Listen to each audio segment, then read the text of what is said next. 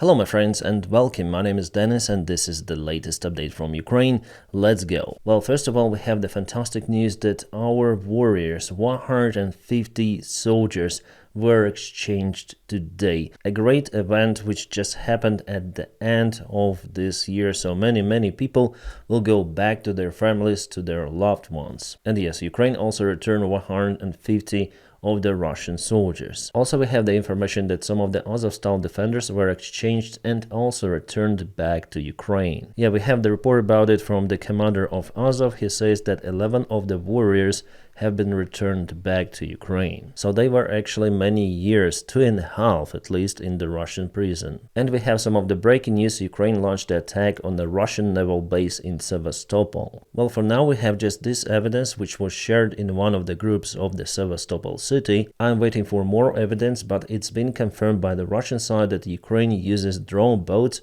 for this attack. And about this photo, Russia says that it was just a blast of the drone, it didn't hit the target, but now it's early to say. Well, just recently Russia published this image of the Ukrainian drone boat which was stopped near Tarkhankut, Crimea. This drone didn't take part in today's attack, but you may see that basically it's just the boat with probably antenna or the camera on the top, so Russians in this case were able to stop it. Plus, if we speak about the Kursk region, Ukraine hit very hard the Lvov town, which plays the role of the main supply hub of the Russian Federation. They send trains there and they store their military equipment. And we have the video from Lvov. I'll share it on my Telegram channel. Sorry guys, I cannot show it to you here. The video was filmed by the local Russian soldier who said that, oh my god, our guys are there in the basement. And the basement was HIMARSed as well as this Russian base.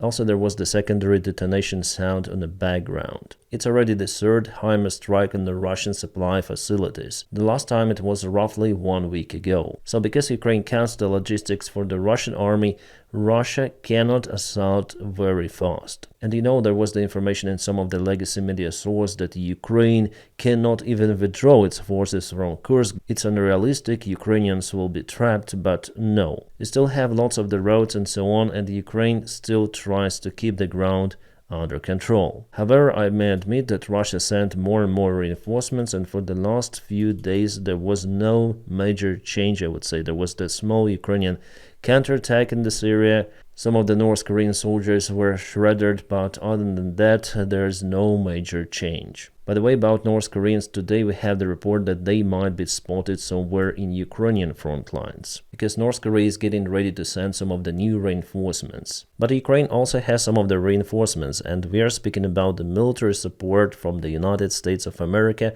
Well, yesterday and the day before there was the information about the new military package. However, the number here is absolutely unexpected for me, $2.5 billion.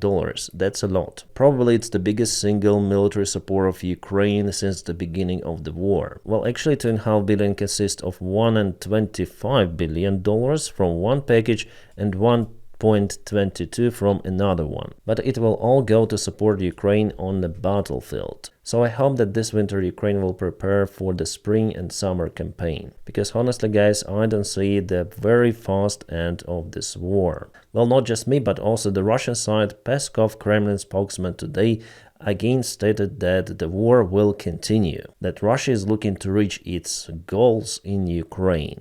Again, it tells a lot about the policy of negotiations. With Russia, it's impossible to negotiate. They should be pushed for negotiations. Alright, one more Russian oil base is on fire. Maybe it also has the oil refinery facility. And we have the image of this oil storage. At least 2 of the big oil tanks or fuel tanks got fire. The full video is on my Telegram, guys. It happened not far away from Yartsevo city, Russian Federation, the base for the Russian Rosneft Corporation. It's the biggest Russian oil company. Now Russia struggles with converting of the oil to fuel because many of the oil refineries were damaged by Ukrainian drones, and Russia lost the capabilities to repair those, because after the Soviet Union collapse, refineries were upgraded with the Western-made parts. And now under the sanctions, it's no go for many of those spare parts. So in the long-term run, Russia for sure will have the fuel crisis. Unfortunately, now the countries like Belarus and sometimes also Kazakhstan help Russia to get benzene and diesel because they also have the oil refineries. So Russia has oil, but they crucially need refineries to run basically their economy with petrol and diesel. And the day before, the Russian Druzhba pipeline service building was hit by the drone strike. This pipe delivers Russian oil to Hungary and Slovakia. By the way, my friends, if you want to support the job that I do on YouTube, you may also follow me on Patreon. I'll put the link for my Patreon page right in the video description below. Thank you so much for your kind support. Today, almost all of the Ukrainian channels were hacked by the Russian hackers. They posted this warning message that there is the Oreshnik attack expected on Ukraine. Run for your lives, hide, and wait for the other information. Well, it's not the propaganda, like it's better to hide obviously than you hear the air sirens. For example, the Russian standard Iskander missiles, Iskanders, do more harm. And yes, there are reports that Russia launched those Iskanders now on Ukraine. As it's been reported, there were loud bangs heard in Vasilkiv. It's not far away from Kyiv, and there is the Ukrainian military base. The airfield for Ukrainian fighter jets, and probably Ukraine stores there some of the military equipment. For example, air defense, because the previous positions here of Patriot systems were uncovered. This is Juliana Airport, it's a civilian one. And you know who already joked and commented this military support? Yes, Elon Musk, as usual. So some prick says that Zelensky generally pulled off the greatest money heist of all time, and Elon Musk agrees with that. By the way, Elon Musk is little by little but losing his reputation in MAGA. There were many of the scandals about him supporting legal immigration, because we know that MAGA is strongly against not just of illegal immigrants, but of legal too. They just don't say it openly, but with Elon Musk protecting visas for the working people, it is already known fact. I will probably film the separate video about this stuff on my other channel. Oh boy, China hacked the Treasury Department of the United States. Who's freaking responsible there for the cybersecurity, because lots of the data leaked? It's already called as one of the most far-reaching and damaging hacks to American infrastructure in the cyber age. Well, China got the access to the workstations of the government employees and unclassified documents, so classified luckily were not touched. A Ukrainian Foreign Minister Sybiga visits Syria. He met with the leader of the rebel movement who is now managing the country. Well, they also discussed the presence of the Russian army in Syria, so Russia still has some of the bases there. Here we see the picture taken recently from the Russian military base. Here's one more, so honestly I expect Russia to leave the base very fast, but still they tried to negotiate their presence, which I think will not be allowed from the new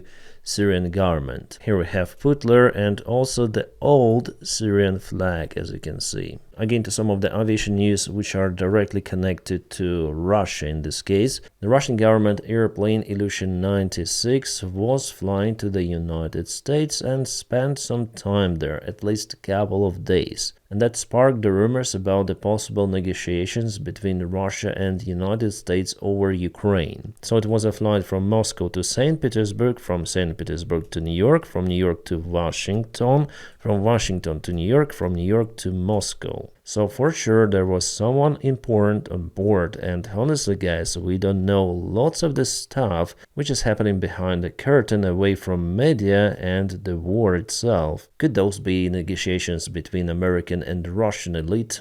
Yes. I don't honestly see the other variant. And more about North Korean soldiers, Russian soldiers tell themselves. This Russian guy was lucky to be in prison during the fights for the Kursk Oblast. And he tells that North Koreans have absolutely everything. Like the best of the best equipment, weapons, all goes for North Koreans. For Russians, no. And as I've told you, the medical treatment of the North Koreans is much better compared towards Russians. And again, the very important news in the context of aviation here. So Russia definitely shut down this Embraer 190 of Azerbaijan Airlines. President of Azerbaijan Aliyev officially demands compensation for Azerbaijan and also prosecution for those who are responsible for this act. Well, guys, it was understandable from the very first day that Russia is responsible for it. And yesterday it was the confirmation from Azerbaijani leader. And I understood that Aliyev will not play with Putin here.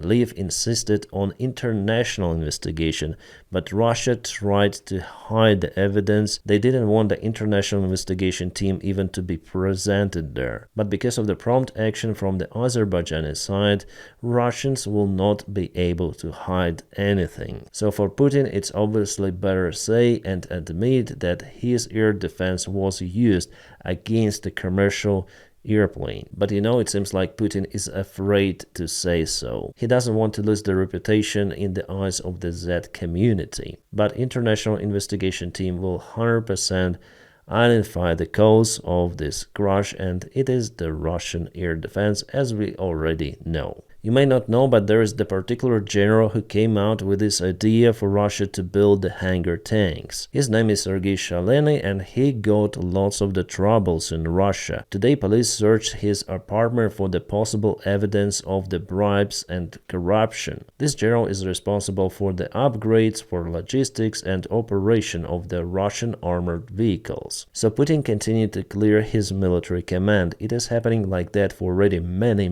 months. Putin says that the vast part of the Russian budget for the Russian military doesn't go to the military. So obviously there are tons of the corruption schemes in the Russian Defense Ministry, but you cannot deal with it by eliminating some of the commanders and generals. The system itself is corrupt. It was built like that in Russia from the very beginning. It is a well-known fact that even by the time of the Chechen War, the Russian Defense Ministry sold some of the weaponry to Chechens, the side they were fighting against in that war. And here in Ukraine, with this huge-scale war, is just heaven for the Russian military corruption. And now, guys, about the Frontline's updates. For today, I don't see good news for Ukrainian army. Well, maybe just here the area was clarified, as Deep State says, but it's not the counterattack of Ukrainian army. We just have the new military map update. And unfortunately, in all of those villages, the enemy has advanced. Moreover, in two of the directions, they break through Ukrainian defense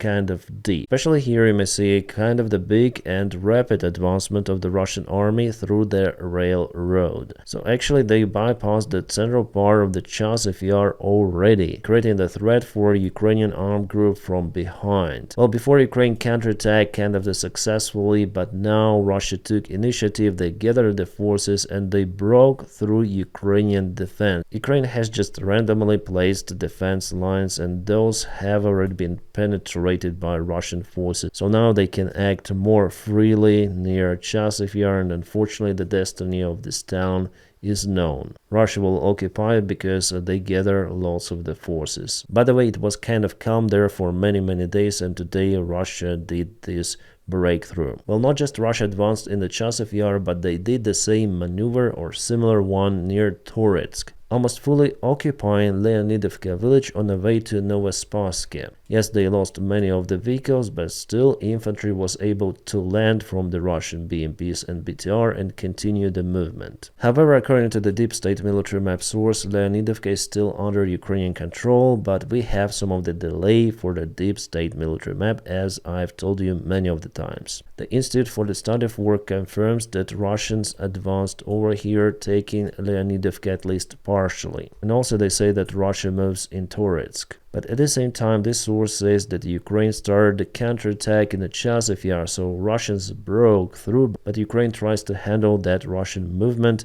sometimes even successfully. Nevertheless, whatever military map source you open, you see how Russia gains territory almost every day. And here is the great risk for our armed forces in this entire pocket, very close to Kurakhova. Kurakhova, they say, is already being occupied by Russians. I would agree with that. And the Deep State source also reports about quite fast Russian movement in Kurakhova. So there is the risk for many of the small pockets and for this entire region of Ukraine. So Ukraine, I think, will start to withdraw the forces or has already started to do so. We know that there are no robust defense lines, so the plan for the Russian operation in the sector is to go to Andriivka to close this pocket. I've told you about it roughly 1.5 months ago. And we can go like 1 month ago, you can see how the situation was by that time. And this is update from the 29th of December. Kind of the fast movement, isn't it? So it tells a lot about the crisis in Ukrainian military management, and Ukraine is unable to defend its territory as it used to be before. Why did it happen? Well, because Ukraine lost the most defended bridgeheads of Avdiivka and Vuhledar, and also Marinka. After Ukraine lost all of those settlements, Russia moved ahead with a much higher pace, and Ukrainian military management or Ukrainian government wasn't able to build defense lines at the proper time. And there is the problem with communication in the army, with the lack of their resources, so lots and lots of the problems. Actually, first of all, Ukrainian army requires reforms. I think it would be a good step for the new White House administration to demand reforms from Ukrainian army, and in that case, Ukraine might obtain, for example, more military support. I think that policy might push Ukraine for some of the changes. But also here, the picture is wider. We're speaking about definitely reforms not just in Ukrainian army, but in Ukraine itself. The war continues for almost 3 years, and the economy of Ukraine wants to live as before. So even Russia mobilized its economy more compared to Ukraine. But Russia has enormous resources. Ukraine hasn't. So for Ukraine, it's even more crucial, because now Ukraine is 100% dependent on the Western military help and humanitarian support. But as you see, that help is shrinking. So if Ukraine wants to defend itself, it absolutely should mobilize its industrial power. So everything in Ukraine should be working for military if Ukraine really wants to hold against Russia. But we see that Ukraine mainly relies on the Western support. And what could happen if that support someday cancelled? Without mobilized economy, Ukraine will not last for long. And we already understand that after Putin's blitzkrieg failed in Ukraine, he changed his policy and strategy.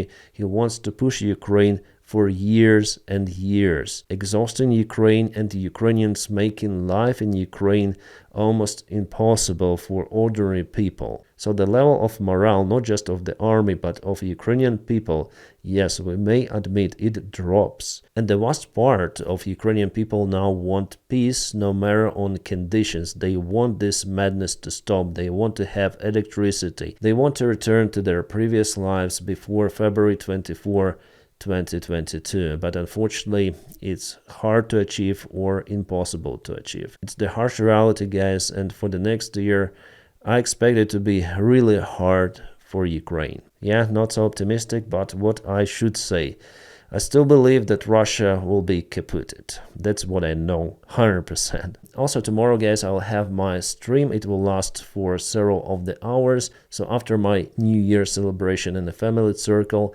I will go for streaming. It will start at 0001 UK time, 1st of January 2025. So I hope that you're gonna join the live stream and we're gonna celebrate the new year together. And now, my friends, I wish you all a peaceful sky wherever you are and have a great time.